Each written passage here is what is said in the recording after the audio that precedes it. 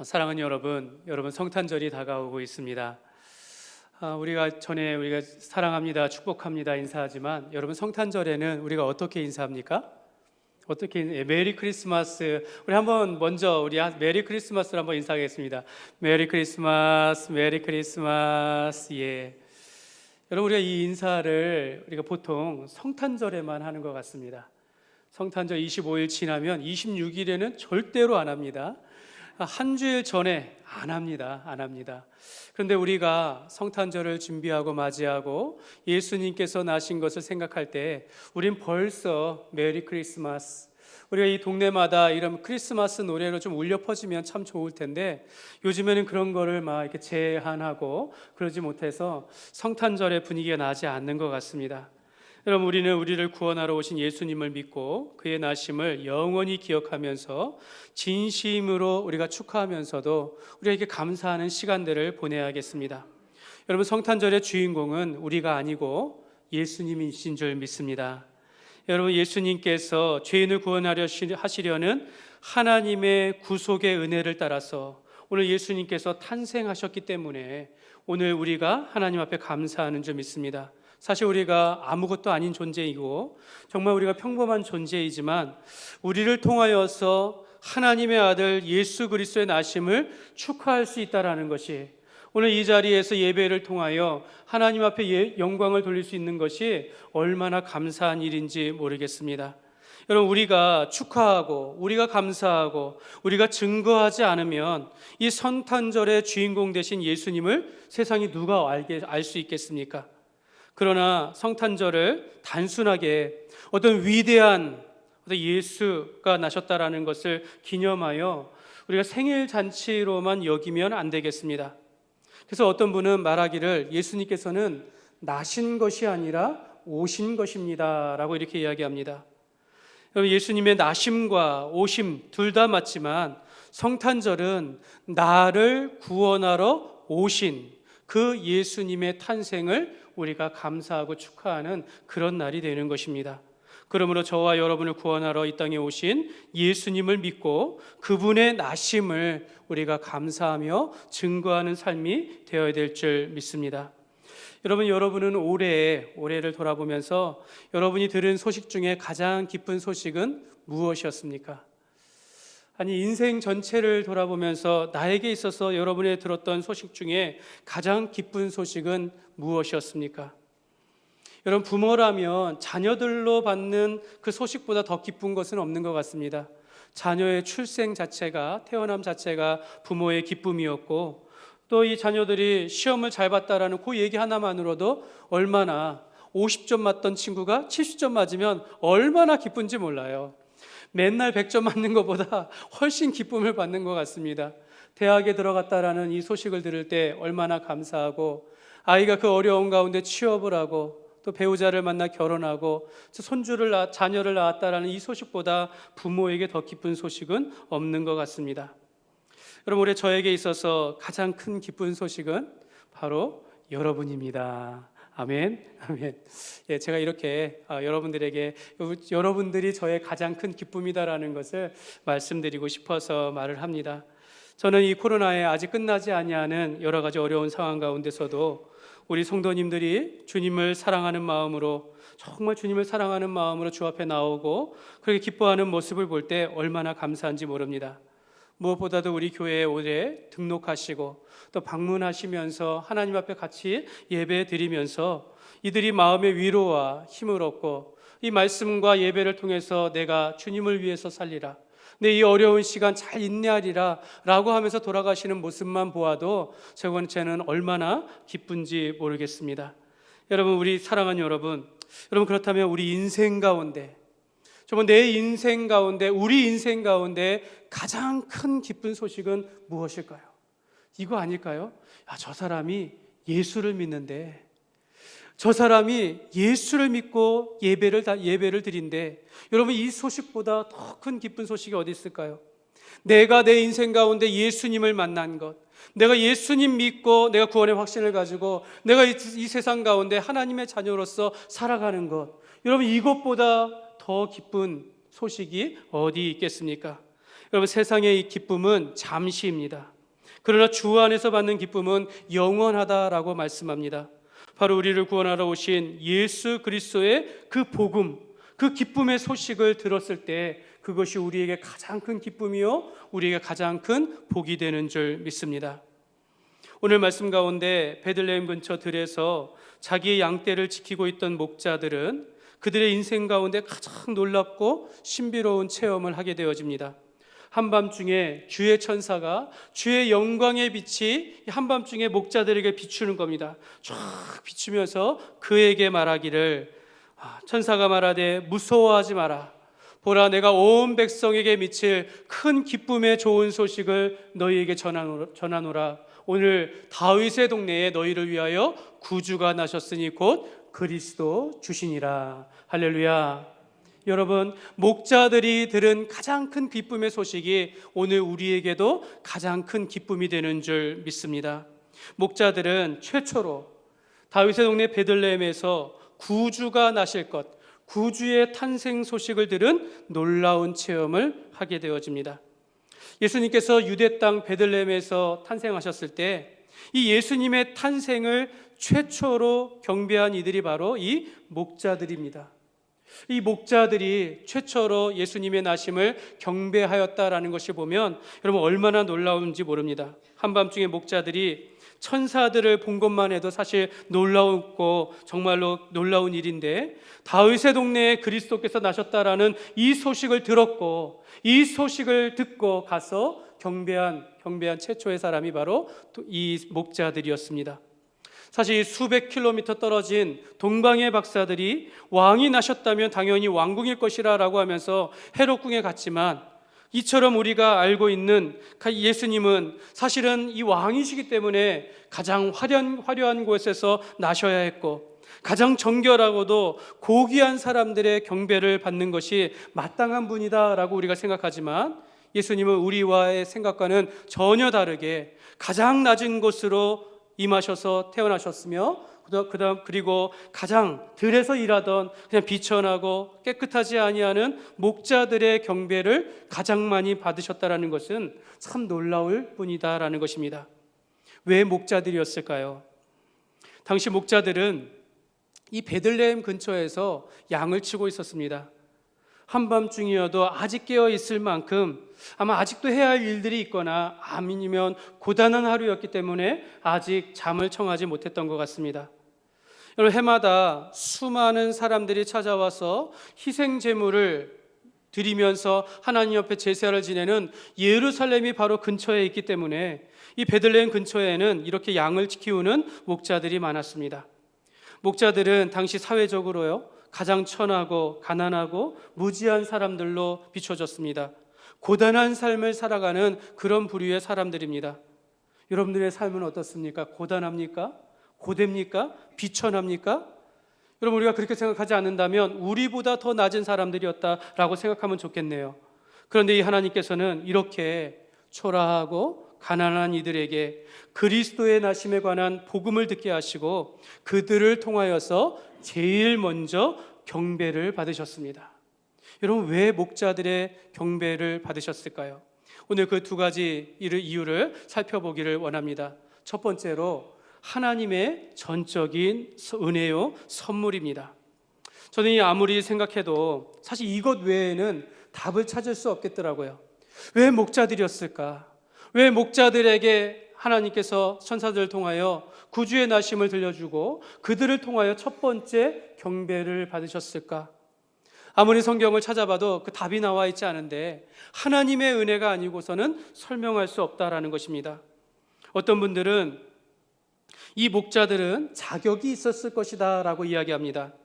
분명히 그리스도께서 오실 것에 대한 이 목자들은 소망을 가지고 있었고 믿음이 좋았을 것이고 하루하루 그 그리스도를 기다리면서 살았던 그런 사람들이었을 것이다 라고 단정지어서 말하기도 합니다. 그런데 여러분, 어떤 분들은요, 목자들은 안식일에도 양을 치기 위해서 들에 나가야 하고 노동해야 한다라고 하면서 과연 이런 사람들이 믿음 좋은 사람들인가 라고 그렇게 말한다라는 것입니다. 또한 이들이 가난하지만 성실했고 고단하지만 그 밤에 깨어 있었기 때문에 천사들이 찾아와서 예수 탄생을 알려주었을 것이다 라고 말합니다. 성실했기 때문에, 그 밤에 깨어 있었기 때문에 이런 자들을 하나님께서 찾으셨을 것이다 라고 말합니다. 정말로 이렇게 좋은 목자들이었을까요? 여러분, 이들이 만약 자기의 양이 아니고 주인의 종들로서 이 일들을 했다면 정말로 충성스러운 그런 진실한 종이었을 것이고, 자기의 종들이어서 일을 하였다면 정말로 선한 목자로 비춰졌을 것입니다. 정말로 이렇게 좋은 목자들, 성실하고 진실한 종들이었기 때문에 천사들이 그 많은 목자들 중에 그 목자들을 찾아왔을까요? 그러나 여러분, 이들은 천한 직종의 사람들이었습니다. 여러분, 성실했는지는 몰라도 사람들로부터 그렇게 칭찬을 받는 존재들은 아니었습니다. 그렇게 인정을 받는 자리에 있지는 않았다라는 것입니다. 그렇다면 그 밤에 자지 아니하고 깨어 있었기 때문에 천사가 찾아왔을까요? 아니면 이들이 그 비천하고 가난한 가운데서 정말로 자기들은 부와 영광을 원하지 아니하고 정말로 내가 모든 지위와 명예들을 내려놓은 채 준비된 가운데 이 복음을 들을 준비가 되어 있는 사람들이었을까요? 여러분, 사랑하는 여러분, 우리는 이러한 치우친 생각을 조심해야 합니다.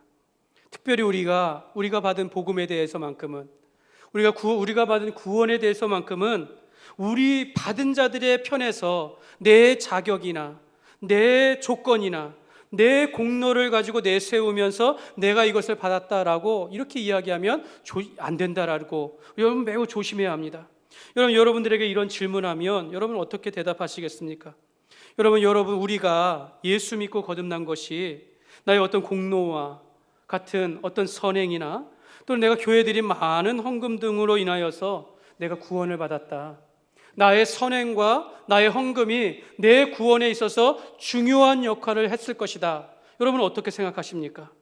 지금도 내가 이만큼 충성하고 내가 이만큼 하나님 앞에 잘하니까 하나님께서 내게 복을 주신 것이야, 이렇게 여러분들이 혹시 자랑하거나 말하지는 않습니까? 여러분, 에베소서 2장 8절 9절에 보면 우리 같이 읽겠습니다. 너희는 그 은혜에 의하여 믿음으로 말미암아 구원을 받았으니 이것은 너희에게서 난 것이 아니요 하나님의 선물이라. 행위에서 난 것이 아니니 이는 누구든지 자랑하지 못하게 함이라. 아멘. 이 말씀에 우리가 받은 구원은 하나님의 선물이다라고 말합니다. 너희가 하나님의 은혜에 의하여 너희가 구원을 받았다라고 말하지, 너희의 공로나 너희의 행위를 통하여서 구원을 받았다라고 말씀하시지 않습니다. 하나님은 하나님의 이 전적인 은혜로, 하나님께서 사랑하시는 그 은혜로 말미암아 사실 우리가 죄로 인하여 죽을 수밖에 없는 존재, 죄의 늪에 빠져서 허우적거리는, 스스로는 나올 수 없는 우리 존재였는데 하나님께서 은혜를 베풀어 주셔서, 하나님께서 죄인된 우리를 사랑하여 주셔서 그 은혜로 인하여 우리를 구원하여 주셨다라고 말씀하고 있는 것입니다.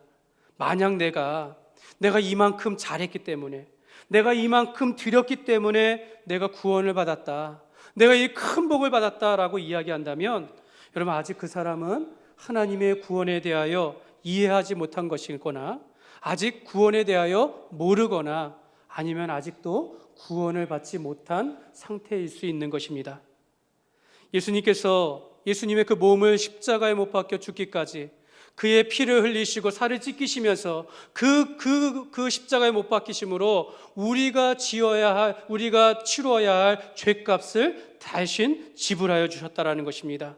예수님께서 우리를 위하여 죽으셨기 때문에 우리가 영생을 받고 구원을 받은 것이지, 여러분, 우리가 무언가를 했기 때문에 받은 것이 아니다라는 것입니다. 그래서 구원은 값없이 우리에게 주시는 하나님의 은혜가 되는 것입니다.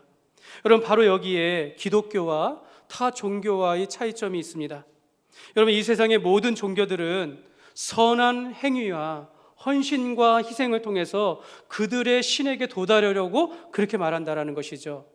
그들의 신의 경지에 이르기 위하여 인간의 희생과 인간의 노력을 강조한다라는 겁니다. 그러나 기독교는 자격 없는 우리에게 하나님께서 전적으로 우리에게 은혜를 베푸시고 사랑을 주시는 그런 종교입니다. 그래서 여러분, 하나님께서 선물로 그냥 값없이, 그러니까 값지게 우리가 우리의 대가 없이 하나님께서 주신 은혜이기 때문에 이 구원이 사실 사람들에게 매우 값지게 보이지 않을 수 있어요. 소홀히 여길 수 있으나 절대로 그렇지 않다라는 것입니다.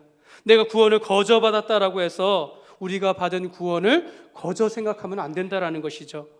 오늘 우리의 삶을 통하여서 우리의 받은 구원이 얼마나 값진 것인지 여러분의 삶을 통하여서 증명해야 한다라는 것입니다. 내가 받은 구원이 얼마나 크고 얼마나 감사하고 하나님의 사랑이요 은혜였던지 내가 이를 위하여서 하나님 앞에 헌신하며 내가 이를 위하여 주님을 위하여서 살아가겠습니다. 여러분, 여러분의 삶을 통하여 여러분의 받은 구원이 증명되는 것입니다. 내가 받은 구원받기 위해서 우리가 살아가는 것이 아니라 예수 믿고 구원받아 하나님의 은혜 가운데 이 땅 가운데 우리가 살아가는 줄 믿습니다. 여러분, 우리가 천사들이 목자들에게 전하여 준 이 소식은 목자들이 어떤 자격이 있기 때문이 아니라 하나님의 전적인 은혜였다라는 것을 믿으시기를 바랍니다. 마찬가지로 오늘 우리 이 자리에 있게 된 것도 오늘 우리가 받은 구원이 나의 자격 때문이 아니라 하나님께서 나를 택하여 주시고 나를 때가 되어 불러주시고 하나님의 주권적인 전적인 은혜로 우리가 예수 믿고 오늘 이 자리에 있게 되었음을 여러분 믿으시기를 바랍니다. 두 번째로 왜 목자들이었을까요? 예수님은 우리의 선한 목자이심을 나타내기 위함입니다. 사실 이것이 조금 애매합니다. 제가 보기에도 조금 확실하지 않아요. 그러나 성경 전체를 볼 때 이게 그럴 수 있다는 것입니다. 여러분, 들에서 양을 치던 목자들을 통하여서 최초의 경배를 받으셨다는 것은 아기 예수가 우리의 목자 되심을 가르쳐 주려고 했던 것은 아닐까, 이런 생각을 여러분들에게 말씀드리는 겁니다. 목자들이 아기 예수를 경배한 이 말씀한 이 이야기는요, 이 사복음서 중에 이 누가복음에만 나타나고 있습니다. 여러분, 동방박사들은 학문이 뛰어나고 가진 것이 많고 많이 누렸던 이들로서 저 먼 곳에서 경배하러 왔지만 오늘 이 가난하고 소외된 목자들은요, 예수님께서 태어나실 가장 근방에서 양을 치다가 천사들의 그 소식을 듣고 기쁨의 소식을 듣고 옷을 갈아입을 새도 없이 손을 씻을 새도 없이 천사들이 전하여 준 그 소식을 듣고 그리스도께서 나신 소식을 들으면서 찾아와서 경배하였던 그런 증인들입니다. 여러분,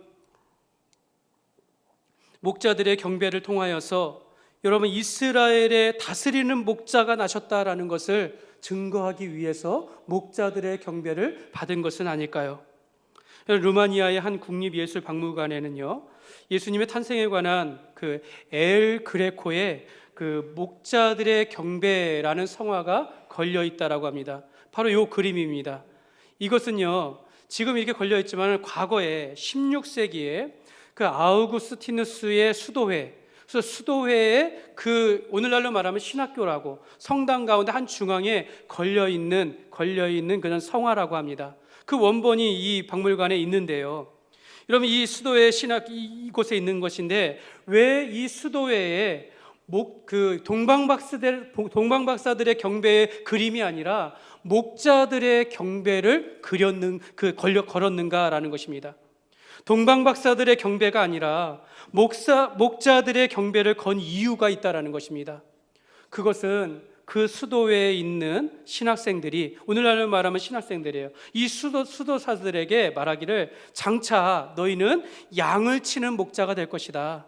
양을 치는 목자로서 예수님의 탄생을 처음으로 보고 경배하였던 목자들처럼 너희들도 자기의 양을 돌보고 안전한 곳으로 인도하며 양들 틈에서 잠을 자던 그 목자들의 가난한 영성을 지녀야 한다라고 하면서 그림을 걸었다라는 것입니다. 그래서 당시에는 분위기가 이 동방박사들의 경배는 부유한 영성이요, 목자들의 경배는 가난한 영성이다, 이렇게 받아들였다라는 것입니다. 여러분, 우리가 예수님께서 최초로 목자들의 경배를 받았다라는 것은 오늘 이 영성을 우리에게, 예수님도 우리에게 이러한 목적으로 오셨다라는 것을 가르쳐주고 있다라고 저는 생각합니다. 여러분, 어떻게 보면 왜 목자들이었을까라고 했을 때 오늘 이 모습, 하나님의 본체이신 예수님이시지만 인간의 몸을 입고서 이 땅의 가장 작은 마을, 낮고 낮은 곳으로 오신 것이나 또는 정결함이라고는 찾아볼 수 없는 그저 평범하고 하루하루를 힘들게 살아가는 이 목자들이 뭔가 이렇게 밀접한 연관성이 있는 것처럼 보인다라는 것입니다.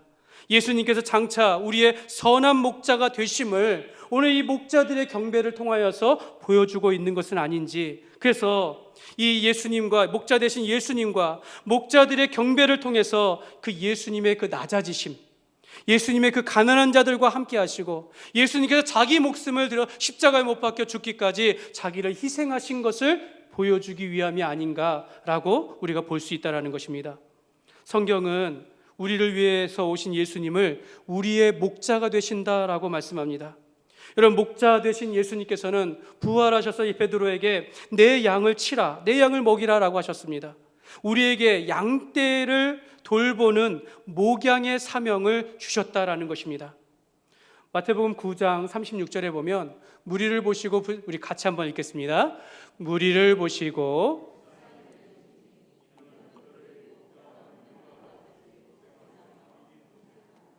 여러분, 예수님은요 이 땅에서 사역할 때 목자와 같은 심정을 가지고 사역을 하셨다라는 것입니다. 자기들을 찾아오는 많은 무리들을 볼 때 야, 오늘도 이만큼 늘었네, 이렇게 본 것이 아니라 목자들을 볼 때마다 불쌍히 여기시고 사랑하는 마음을 가지고 이들에게 천국 복음을 가르치시며 아픈 자들에게는 나음을 주시고 가난한 자들에게는 양식을 주시며 그들에게 필요를 채워주시는 정말로 그런 마음을 가지셨다라는 것입니다. 어떤 분이 목자의 심정을 이렇게 비유하여 설명했습니다. 목자의 심정이란 가난한데 자식이 많은 엄마의 심정입니다. 여러분, 이해하실 수 있겠습니까? 자식이 많아요. 한 10명 있다고 합시다. 10명. 근데 너무 가난해요. 그러면 이 어머니는 어떻게 합니까? 이 아이들에게 그래도 먹이기 위해서 자기의 모든 것을 희생한다라는 것입니다. 어떻게 먹일 수 있을까? 어떻게 이 아이들을 잘 자라게 할 수 있을까? 예전에는 자기의 머리카락을 팔아서 또 자기가 노동하면서 근근히 하면서 자기가 먹을 것을 먹지 아니하고 자식들에게 내어주는 이 어머니의 마음이 바로 목자의 심정이다라는 것입니다. 자식을 사랑하는 마음, 바로 이것이 목자의 마음입니다. 여러분, 목자를 영어로 셰퍼드라고 합니다. 셰퍼드. 이 셰퍼드의 다른 뜻이 있는데 목사입니다. 목사. 즉 목사는 하나님께서 맡겨주신 양떼를 돌본다라고 해서 목자라고도 부릅니다. 여러분, 목사와 성도와의 관계를 목자와 양떼에 비유합니다.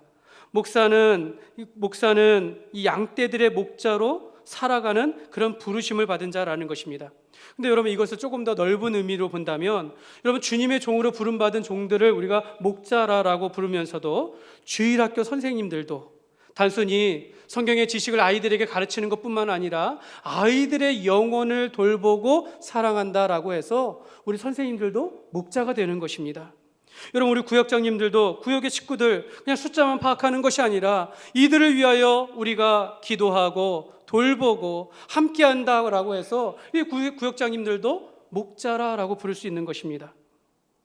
무엇보다도 여러분, 교회의 지도자들은요 목자의 심정을 가지고 교회를 섬겨야 될 줄 믿습니다. 여러분, 교회의 지도자들이 어떤 CEO의 마인드를 가지고 또는 지휘관의 마인드로 성도들을 대하면 안 된다라는 것입니다.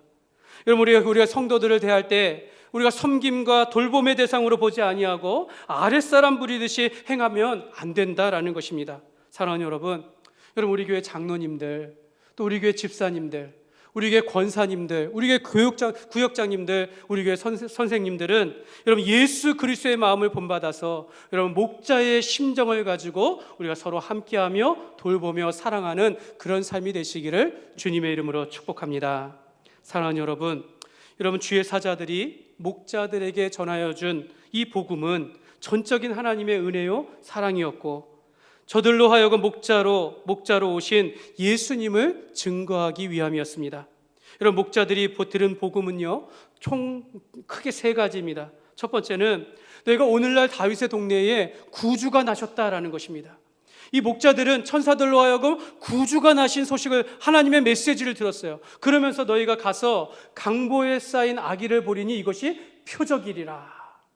그들은 증거를 받았습니다. 그리고 세 번째로 하늘의 천군 천사들이 하늘에서는 지극히 높은 곳에서는 하나님께 영광이요 땅에서는 하나님이 기뻐하심을 입은 사람들 중에 평화로다라고 하면서 영광의 찬송을 보게 되어집니다. 목자들은 메시아의 탄생을 들었고 표적을 받았고 아기 예수 탄생을 노래하는 천사들의 합창을 보고 들었습니다. 여러분, 목자들의 편에 있어서 봤을 때 얼마나 두려우면서도 얼마나 감사하고 감격스러운 장면이겠습니까? 여러분, 오늘날 우리도 이와 같이 동일한 메시지와 표적과 찬송을 부르며 살아가는 줄 믿습니다. 사랑하는 여러분, 목자들의 반응을 보시기 바랍니다. 목자들은 천사들의 소식을 듣고 의심하거나 주저하지 않았습니다. 누가복음 2장 15절에 보면 같이 읽겠습니다. 천사들이 떠나 하늘로 올라가니 목자가 서로 말하되 이제 베들레헴으로 가서 주께서 우리에게 알리신 바 이 이루어진 일을 보자 하고. 아멘. 여러분, 왜 목자들이었을까라고 했을 때 바로 이 목자들의 반응에서 답이 나온다고 생각합니다. 여러분, 이제 임무를 마친 천사들 이제 올라갔는데 이 목자들은 거기서 주저하지 않았습니다. 멍하니 있지 않았다라는 겁니다. 저들은 이 처음 소식을 들었을 때 다시 서로 의견을 나누면서 이게 맞나? 틀리나? 의문을 품지 않았다라는 것이죠. 그들은 받은 말씀을 따지거나 논하지 아니하고 즉시로 그들이 천사가 보여준 그곳으로 찾아가서 강보에 쌓인 아기를 보고 경배하였다라는 것입니다. 여러분, 우리가 이 목자들이 보았을 때에 그들은 자신의 일들이 있었고 그 밤에 얼마나 피곤했겠습니까? 힘든 가운데 있어서도 그러나 주님 나신 그 말씀에 순종하여 나아갔다라는 것을 우리가 보게 되어집니다. 사랑하는 여러분, 받은 말씀에 대하여 반응하여 순종하는 것을 우리가 믿음이다라고 이야기합니다. 사랑하는 여러분, 우리가 목자들처럼 주님의 말씀을 들었다면, 그 말씀이 우리 마음에 뜨거움으로 다가왔다면 여러분, 의심하지 아니하고 순종하는 믿음의 삶이 되시기를 주님의 이름으로 축복합니다. 저는 시대가 변해도 상황이 아무리 어떻다 할지라도 하나님의 말씀을 받는 사람들의 반응은 2000년 전이나 지금이나 내일이나 동일하다고 믿습니다. 여러분, 하나님의 말씀을 받는 사람들의 반응은 다 동일하다라는 것입니다. 여러분, 하나님의 말씀을 보면 우리의 마음이 뜨거워진 것을 보면 우리의 삶이 변화되어지고 우리의 마음이 변화되어지고 하나님을 향한 우리의 반응이 달라진다라는 것입니다. 여러분, 제가 여기 서 있으면 여러분의 눈빛만 봐도 이 사람이 하나님의 말씀을 듣는지 사실 좀 알 수 있어요. 여러분의 태도를 보기만 해도 이 사람이 은혜를 받고 있는지, 여러분, 아무 자격 없는 저를 통해서 말씀을 듣는데 은혜를 받고 있다면 하나님, 제가 무엇이 관대 은혜를 받습니까? 하나님의 은혜요, 하나님의 역사라고 보게 되어집니다. 가끔씩 아무 반응이 없고 이렇다 그러면 제가 제 자신에 대하여 좌절감을 느끼면서 다시 한번 회개하게 되어집니다. 여러분, 사랑하는 여러분, 우리가 주의 말씀을 듣지만 소홀하게 듣거나 그냥 귀로만 들으면서 지적인 만족으로 우리가 그 수준에서 멈춘다면 그건 반응이 없는 것입니다. 여러분, 우리가 주의 말씀을 들을 때 우리의 마음으로, 우리의 입술로 아멘 하면서 우리가 듣게 되어 있다는 것입니다. 여러분, 주의 말씀을 듣는 자들에게는 반드시 반응이 있고 변화가 있고 삶의 영향력이 있다는 것을 믿으시기를 바랍니다. 여러분, 이 베들레헴 마구간의 강보에 쌓여 누워있는 이 아기 예수를 보고 목자들은 즉시로 나아가 경배하고 그 앞에 하나님 앞에 영광을 돌리며 찬송하며 돌아갔다라고 말씀합니다. 거기서 하나님을 찬송하며 돌아갔다고 이야기해요. 여러분, 사랑하는 여러분, 예수님을 믿으면 반응이 나타나요. 여러분, 변화가 일어납니다. 여러분, 우리가 예배 가운데 우리의 마음이 뜨거워지고 성경에 보면 그걸 감동을 받는다라고 표현하기도 합니다. 은혜를 받는다라고 이야기하는데, 여러분, 주의 말씀에 대한 깨달음이 있다면 여러분, 성령님께서 내게 은혜를 주셨다라고 여기십시오. 여러분, 성령님께서 나를 지금 만져주고 계시다라고, 나를 터치하여 주신다라고 그렇게 믿으십시오. 내가 아무 준비가 되어 있지 않고 아무 말씀에 반응이 없으면 내가 오늘 말씀에 얼마나 소홀한 것인지를 우리가 생각해야 한다라는 것입니다. 여러분, 하나님의 말씀을 듣고 하나님 앞에 반응하는 자들은 입술이 열려 하나님을 찬송하게 되어지고, 우리가 삶 속에서 하나님의 은혜에 감사하게 되어지며, 내 삶의 변화를 통해서 하나님의 깊은 영향력을 세상 가운데 나타나게 될 줄 믿습니다. 말씀을 맺겠습니다. 사랑하는 여러분, 저는 이런 생각을 해봅니다. 예수님은 이 땅에 오셔서 그가 나실 때를 제외하고는 자신의 생일을 스스로 축하하거나 누군가에게 축하를 받은 적이 없다라는 생각을 하게 되어집니다.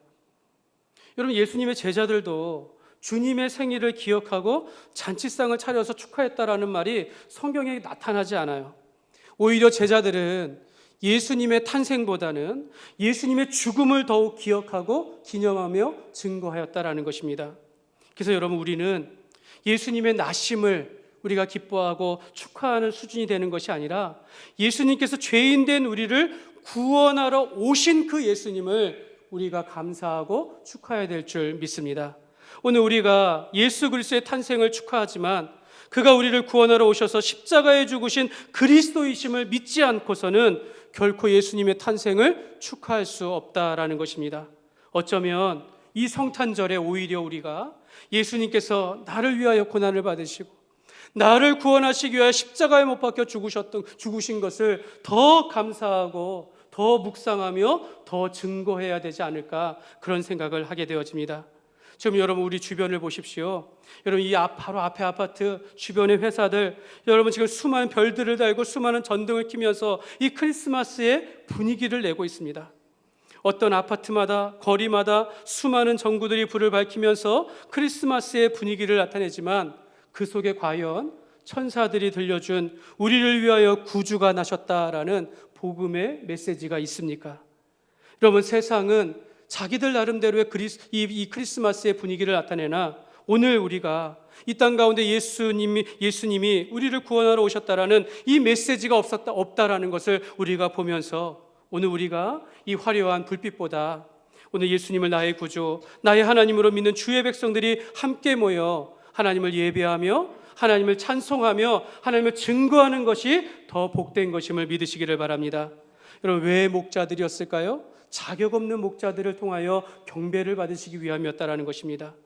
여러분, 이 목자들을 통해서 예수님께서 우리의 참 목자 되심을 증거하기 위함이었다라고 믿으시기를 바랍니다.